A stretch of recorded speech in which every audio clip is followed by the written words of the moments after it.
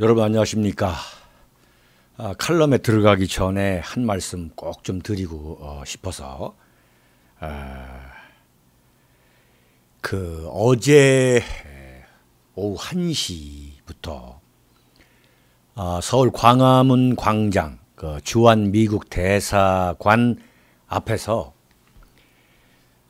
대한 1천만 한국 기독교 운동본부 기독교 단체죠.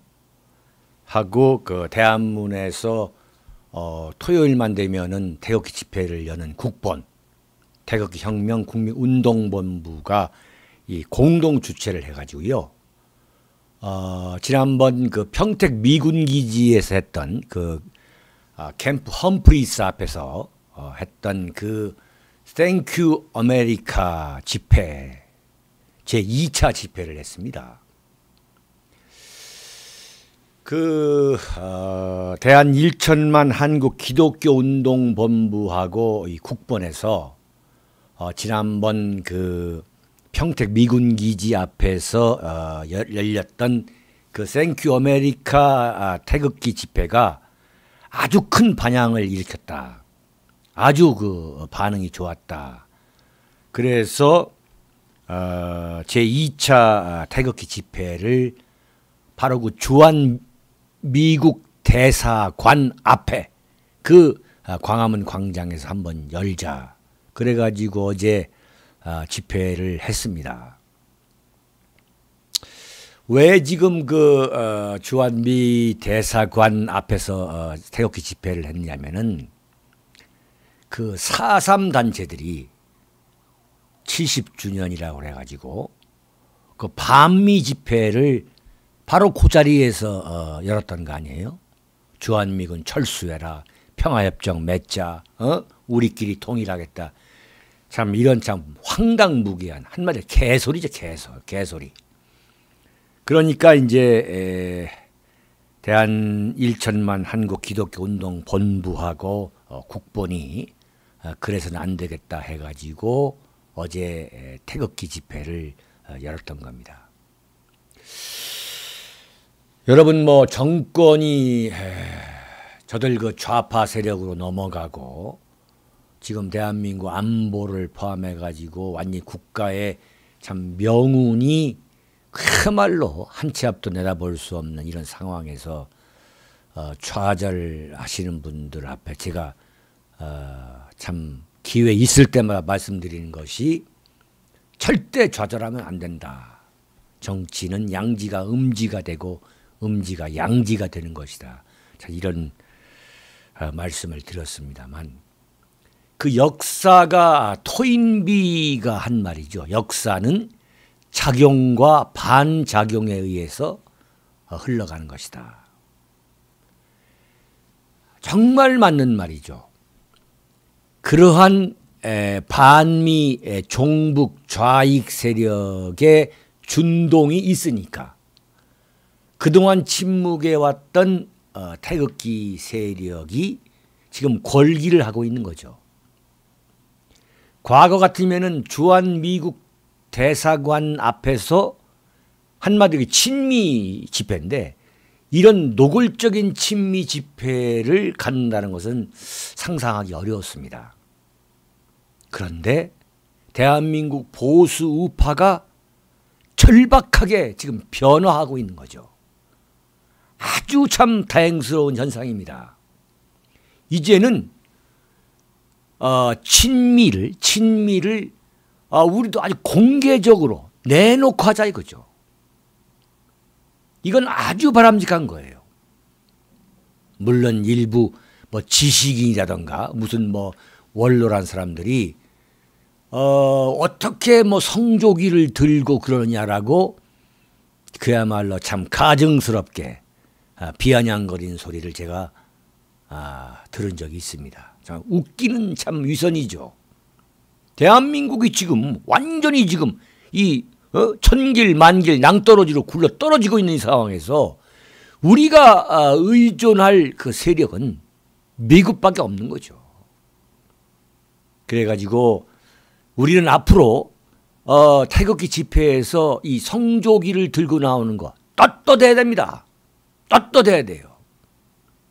그래서 어제 그 모임에서 트럼프 대통령에게 주한 미국 대사관을 통해 가지고 대한민국 국민이 보내드리는 그 편지, 그 성명서를 트럼프 대통령에게 전달했습니다. 또 영어로 번역을 해가지고 말이죠. 그 영어로 번역하는데도 정말 연세가 상당히 있으신 아주 노련한 분이 영어로 번역해서 또 그 앞에서 그 성명서도 또 그걸 또 낭독을 하고 참 눈물겨운 모습이에요. 정말 의병의 의병. 태극기 집회는 정말 의병입니다. 참 놀라운 변화죠. 보수 우파가 1945년 대한민국이 참 그야말로 해방이 된 이후에 이같이 자발적인 그 권기가 일어난 것은 찬탁, 친탁, 그때 찬탁, 반탁, 그때 이 반탁 운동이 일어난 이후에는 처음이죠. 그러니까 70년 만에 지금 이런 일이 벌어지고 있는 거죠. 아주 고무스러운 현상입니다. 그러니까 이 신은 말이죠. 신은 엄청난 시련을 주지만 그 시련은 견딜 만큼만 주신다는 거 아닙니까? 또한 그 시련보다도 더 큰 선물을 주신다는 거죠. 그 선물이라는 건 제가 볼 때는 보수 우파의 각성입니다. 이제 각성. 그런데 아직까지도 이 소위 말하는 가방끈 긴 사람, 그런 지식인들, 돈 많은 부자들의 엄청난 각성은 제가 볼 때는, 제 판단으로는 제가 만족할 정도는 아닙니다. 정말 정신 차리셔야 돼요. 태극기 집회 현장에 가보면 참 놀라운 그 수준의 대한민국의 지식인, 대한민국의 부자들이 참석하고 있는 건 사실입니다. 놀라운 변화예요, 정말.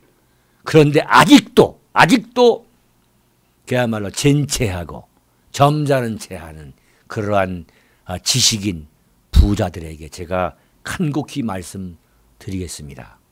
대한민국이 있어야 지식인이라는 여러분의 존재 이유도 있는 거고 여러분의 재산도 지켜줄 수 있는 거죠. 행동하는 보수가 돼야 된다. 행동하는 보수 우파가 되어야 한다는 것이 바로 박근혜 대통령의 정치적 시련이 대한민국의 그 보수 우파에게 던지는 정말 축복과 같은 그러한 교훈입니다. 잠시 후에 뵙겠습니다. 네. 윤창중 칼럼사상 TV는 시청자 여러분의 자발적인 구독료 납부와 도서 주문으로 운영됩니다. 윤칼세 TV의 올곧은 목소리, 여러분의 성원이 필요합니다. 새 책 칼춤이 나왔습니다. 노란 완장찬 문희병들의 피비린내 나는 칼춤, 정치 보복은 현재 진행형입니다. 여러분에게 필독을 권합니다.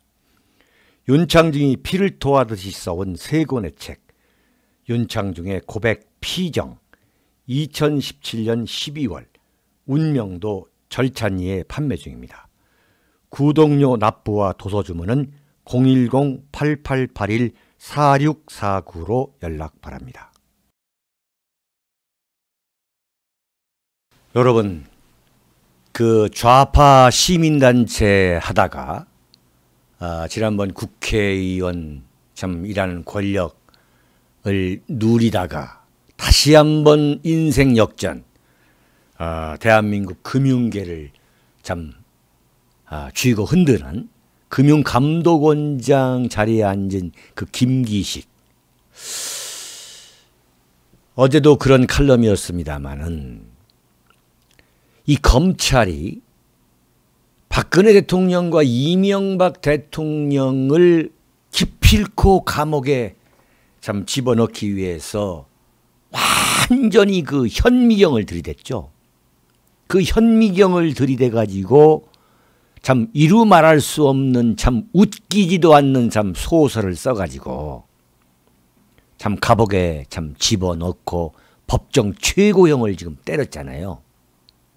근데 그러한 그 어떤 치열한 자세, 그러한 아주 세밀한 그 현미경과 같은 그러한 자세로 검찰이 김기식을 만약에 뒤진다면 불과 한 2, 3일 동안 나타난 이 언론이 뭐 밝혀낸 것도 아니죠. 엉성하게 그냥 마지 못해가지고 내놓은 거. 지금 뭐 대한민국 언론은 뭐 완전 문재인의 나팔수니까요. 그것만 갖고도 이건 법률적 상식으로만 봐도 김기식은 최고형이죠, 최고형. 이건 뭐 당장 구속시켜가지고 그야말로 최고형을 때려도 뭐 때리고도 남는 거죠. 정말 겉다르고 속다른 그 가증스러움, 그 위선, 네? 그 표리부동.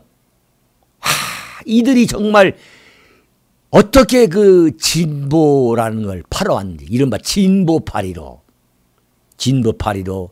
이른바 시민단체를 하면서 시민 권력을 누렸죠. 시민 권력. 이들이 말이죠. 국회의원 낙선운동까지 한 사람들입니다. 낙선운동했죠. 예? 그야말로 뭡니까? 좌파 대통령 만들었죠. 그러면서 지들이 국회의원 했죠. 국회의원 하면서 이런 호화 외유. 이게 밝혀지게 된 게 참 이건 정말 정말 이건 신의 은총입니다. 은총.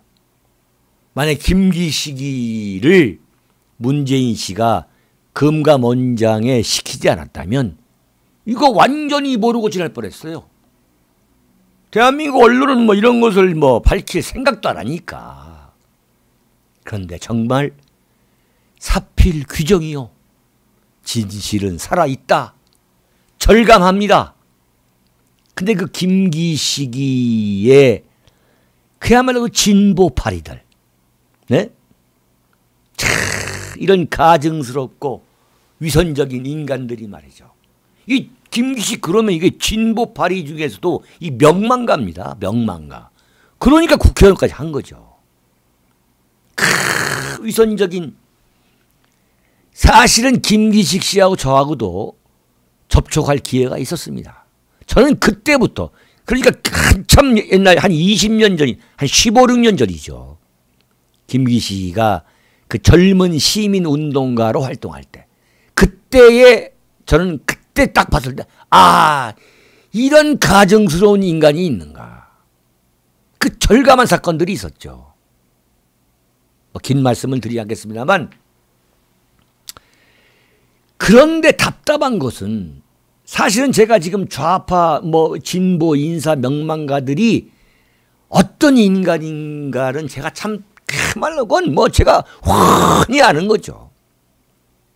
그런데 어떻게 해서 그런 자들한테 현혹이 돼가지고 혹세 무민이 돼가지고 김기식이가 말이죠.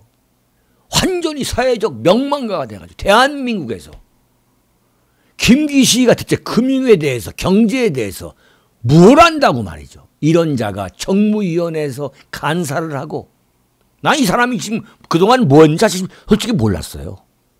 이름도 없었으니까. 대한민국 기자들이 현장에서 보도를 하지 않으면 알 수가 없는 거죠. 일일이 따라다닐 수 없는 거니까. 그러다가 이런 자가 금감위원장이라는 참 그야말로 금융계의 포청천이 된 말이죠. 그런데도 어떻게 이 대한민국이, 대한민국 국민들이, 그 잘났다는 대한민국 국민들이 어떻게 이런 자들한테 속느냐 이거죠. 참 그거 보면 그것도 참 수수께끼예요. 참 이게, 어떻게 대한민국 국민들 보면 엄청나잖아요. 정말 속아 넘어갈 분들이 아니잖아요. 근데 어떻게 해서 넘어가자 이거죠. 근데 지금 김기식이가 어제까지만 하더라도 국회의원 할 때의 의유를 2군데만 간 줄 알았어요. 하나는 어디냐? 중국 그 충칭, 그 중경이라는데, 또 한 데는 미국과 유럽. 여기만 인도인 줄 알았는데 보니까 그게 아니고 또 세 번째가 나왔어요. 그게 이제 김성태가 밝힌 건데, 국회의원 임기가 이제 종료되기 전에 후원금이 들어오는데, 그 후원금을 다 쓰지 않으면 반납을 해야 돼요. 반납을. 그러니까 더불어민주당에 반납을 하고 이렇게 해야 되는 건데, 그걸 피하기 위해서 또 여행을 간 거예요. 미국과 유럽, 네? 독일, 스웨덴, 네덜란드를 갔다 왔다는 거 아니에요? 그런데 거기도 또 그 여성 비서인가 뭐 여비서인가 또는 여자 인턴인가를 과 함께 동행했다는 거죠. 그래서 이자가 말이죠. 여러분 요새 그 김어준이라고 정말 그 참, 말하지 않겠습니다. 그 김어준의 무슨 뉴스 공장에 떳떳하게 나와가지고 뭐라 그랬냐, 왜 갔느냐 그랬더니 유럽의 사례를 연구하기 위해 출장을 갔다 그랬어요. 정말. 그러면서 뭐라 했느냐, 왜 이렇게 해외여행을 갔다 왔냐 했더니 유럽의 사례, 미국의 사례를 연구하려고 갔다 왔다. 누가 보면 뭐 엄청나게 공부하는 국회의원이죠. 엄청나게 공부하는 국회의원이에요. 그러면서 뭐라고 하느냐, 19대 국회까지, 그러니까 지가 국회의원 할 때까지는 관행적으로 이루어졌다, 이렇게 얘기를 했어요. 이것을 뭐 요즘 뭐 청와대 출입 기자라던가 무슨 더불어민주당 그 정치부 기자 임대하는 사람들은 그럴지도, 그래 맞아, 19대 국회까지는 국회의원만 되면은 뭐 해외여행 뭐 마음대로 가고 말이죠. 소위 말하는 그 국회의 그 소관 그 기업들, 기관들, 뭐 공기업들, 소위 말하는 피감기관, 즉 국정감사가 있으니까 그걸 지금 피감기관이라 하지 않습니까? 그 피감기관들 등쳐가지고 그냥 뭐 해외여행 뭐 부지기스로 갈 거라고 이렇게 생각들을 하겠죠. 대한민국 그 쓰레기 언론들이. 뭐 아무 취재도 안 하고 그냥 청와대 뭐에서 또 그런 뭐 더불어민주당에서 그냥 발표하는 것만 베껴 쓰고 있는 거니까 지금 대한민국 언론이니까. 그런데 웃기지도 않니, 그건 말도 안 되는 얘기죠. 이미 13대 국회 때에, 13대 국회가 언제냐면 그 3당 합당, 노태우, 김영삼, 김종필, 이 3당 합당이 이루어지고 이쪽에 김대중 대통령, 그다음 총재죠. 총재가 평민당 총재를 할 때예요. 3당 합당 때입니다. 그때에 완전 날벼락 사건이 있었어요. 정말 이건 청천벽력의 날벼락 사건. 그게 뭐냐? 국회 그 상공위원회, 상공위원회, 그 위원장이 누구였냐면 평민당의 이재근 의원이었어요. 이재근 의원이라고. 이 양반이 그 김대중 총재한테 아마 돈 정치라고 뭐 엄청나게 갖다 줬을 거예요. 이 양반이 그 전라북도에 가면 함열이가 있습니다. 함열역. 네? 그 나훈아의 그 고향역의 그 무대가 함열역입니다. 함열역. 네, 함열역. 강경역 다음에 함열역입니다. 그 함열역 그 부근에 거기서도 보이죠. 옛날에는 보였어요. 거기에 엄청난 이 화강암 이 돌산이 있었어요. 그 돌산이 뭐 옛날에는 뭐 그거 뭐 완전히 뭐 헐갑이었죠. 그걸 이재근 의원이 그 돌 화강암을 뭐 캐서 팔고 또 이게 또 무슨 뭐 비석도 만들고 뭐 돌다리용으로도 만들고 하는 그러한 화강암 장사 회사를 했습니다. 그 돈을 뭐 엄청나게 벌었죠. 그 이재근 의원. 이 양반이 평민당 그 쿼타로 국회 상공위원장을 했었고, 그 민자당이죠. 민자당의 박진구 의원이라고, 이 양반이 서울 법대 나오고 행정고 출신입니다. 아, 수재죠.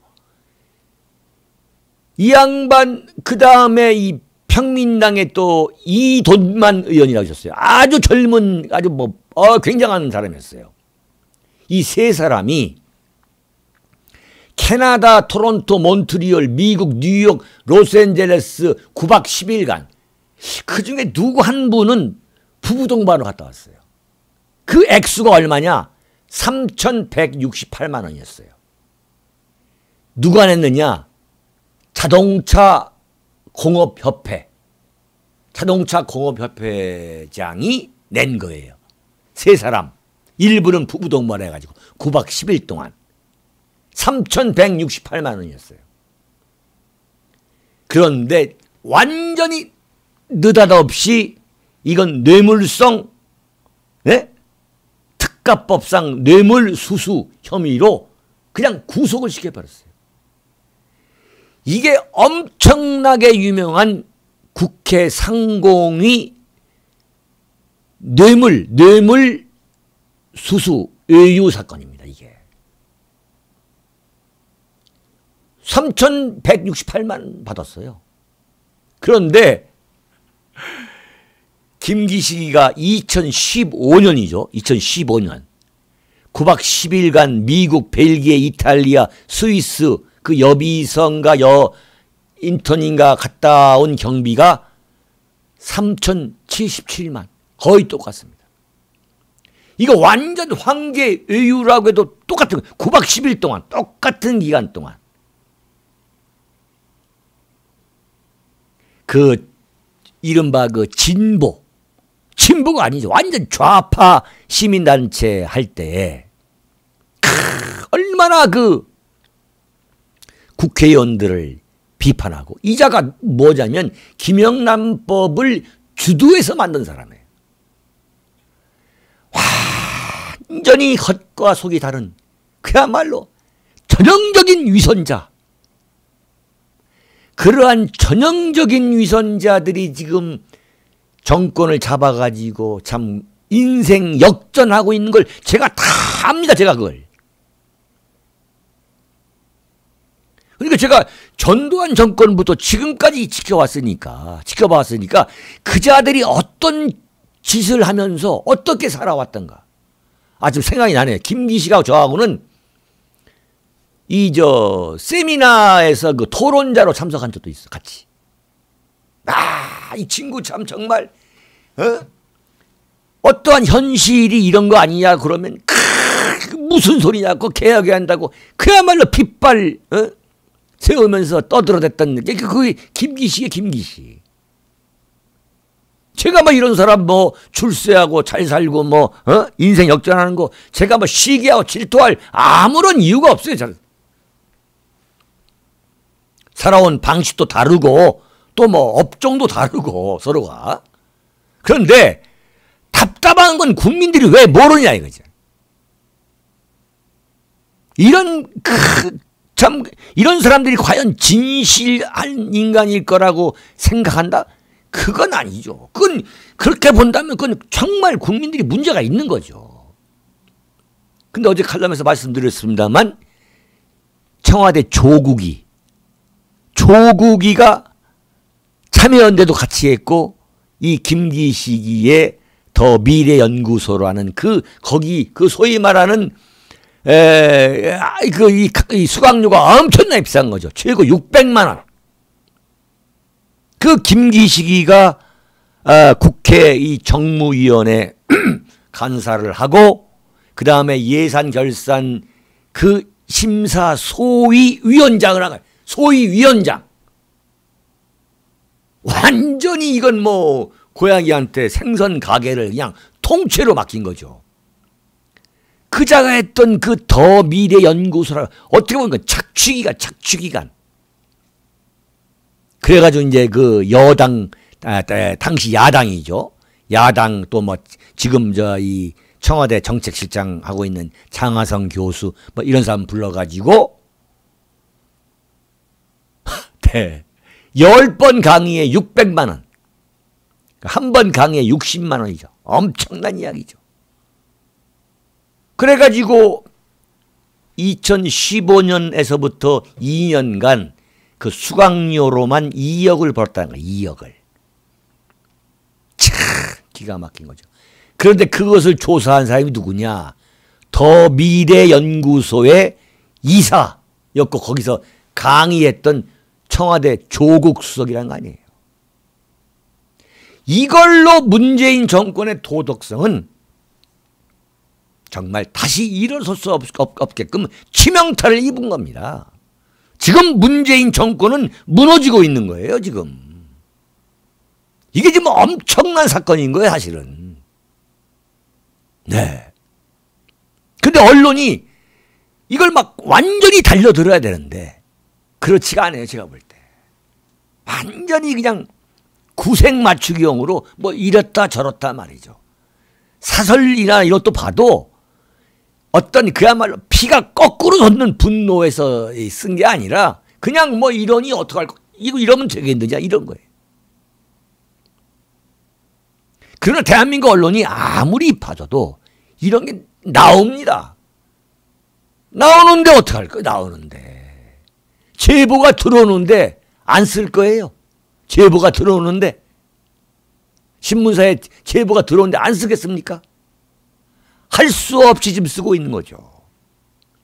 근데 이자가 김기식이가 기가 막힌 게 처음에 2012년 국회의원 이제 시작할 때에 그 재산 공개는 뭐라고 나왔냐면 재산이 4억 7,730만 원이 있다고 그랬어요. 4억 7천 정도가 있다. 근데 국회의원을 마칠 때에 2016년 3월이죠. 3월에 재산 공개는 뭐라고 되어 있냐. 12억 5,630만 원으로 되어 있어요. 그러면 2012년부터 2016년 그러니까 4년 동안 재산이 7억 7,900만 원이 늘었다는 거예요. 물 좀 마시고 있습니다. 4년 동안 7억 7,900만 원. 그러면 어떻게 되냐? 1년에 2억 조금 모자란 돈을 저축했다는 거예요. 그 돈이 어디서 나왔네, 그 돈이. 그 돈이 과연 어디서 나왔냐 이거예요. 네? 국회의원도 월급쟁이인데 어떻게 4년 사이에 7억 9천만 원, 7억 7,900만 원, 그건 8억에 가까운 돈, 그 재산이 늘어났냐 이거. 다 먹고 쓰고 다 했는데 그 돈이 어디서 나왔냐. 그런데 임기 말에, 그러니까 4년 임기 말에 이렇게 막 하니까 후원금도 엄청 들어왔을 거 아니에요. 후원금 잔액이 3억 원에 3억 원. 근데 불과 반납할 때 딱 보니까 단돈 400만 원만 남았다고 지금 신고한 거예요. 그 돈 다 어디 갔냐 이거예요. 이런 사람은 지금 말이죠. 서울 구치소에 가 있어야 돼, 지금. 응? 당장 검찰이 잡아들여야죠. 이건 범법자죠. 그 돈이 과연 어디 갔냐, 이거예요. 어디 갔냐. 응? 검찰이 왜 수사를 안 하냐, 이거예요. 검찰이. 지금 언론에 다 나와 있잖아요. 그럼 인지수사라는 게 있지 않습니까? 검찰이 인지했을 거 아니에요. 검찰 안에서 신문 읽는 사람이 있을 거 아니에요. 신문 읽는 검사가 있을 거 아니에요. 당연히 이건 수사해야죠. 정말 손으로 하늘을 가리려고 하지 마십시오. 네? 어떻게 말이죠. 강의료만 갖고서 1년에 1억씩 2년 동안 2억을 벌어들이냐 이거죠. 그리고 또 재산이 4년 동안 7억 7,900만 원이, 그건 8억이나 돈이 예? 늘어나는 거예요. 나냐 이거죠. 김기식이야말로 저는 빙산의 일각이라고 봐요. 이른바 진보파리, 대한민국의 그 진보파리들, 정의롭고 국가 정의 떠들어대고 하는 이 좌파 진보, 그리고 북한에 대해서는 우리 민족끼리 통일해야 한다 그러고, 미국에 대해서는 반미적이고, 북한에 대해서는 친북적이고, 일본에 대해서는 극도로 반일적이고, 중국에 대해서는 친중적이고, 이러한 전형적인 그 진보파리들의 그 가증스러운 그 위선, 그 많은 명망가들, 국민을 혹세무민해가지고 완전히 국민을 정신적 불구로 만드는 그러한 진보파리들. 대표적인 폴리페서 조국이, 네? 그리고 정체불명의 유시민. 도대체 유시민이니까 노무현 대통령 시절에 그 노무현에게 그 엄청난 뭐 정신적 경호실장했다는 거 아니에요? 그러한 정신적 경호실장 역할을 할 만한 과연 무슨 학력, 경력, 과연 뭐가 있냐 이거예요. 그 다음에 지금 JTBC의 손석희. 네. JTBC 보도본부 담당, 보도 담당 사장 손석희. 과연 손석희가 대한민국 좌파 또는 대한민국 좌파 언론에 의해서 그 엄청난 영향력이 있는 인물로 칭송을, 초항을 받아야 될 무슨 근거가 있냐, 무슨 근거가. 그 다음에 표창원이. 정의의 사도, 백마탄 정의의 사도, 표창원이. 범죄 심리학자. 그래서 대한민국의 모든 문제를 그 범죄 심리학으로 꿰뚫어보는 프로파일러. 이러한 아주 가증스러운 인간들이 대한민국을 다 망치고 있다. 이게. 김기식은 빙산의 일각이다. 김기식, 청와대 조국이, 유시민이, 손석희, 표창원이. 손석희가 지금 어디에 사는, 어느 동네에서 살고 있는지 아십니까? 대한민국에서 가장 부촌, 대한민국 최고의 단독주택 부촌이라고 하는 서울 종로구 평창동. 평창동에 삽니다. 82평 대저택에. 한번 보시죠.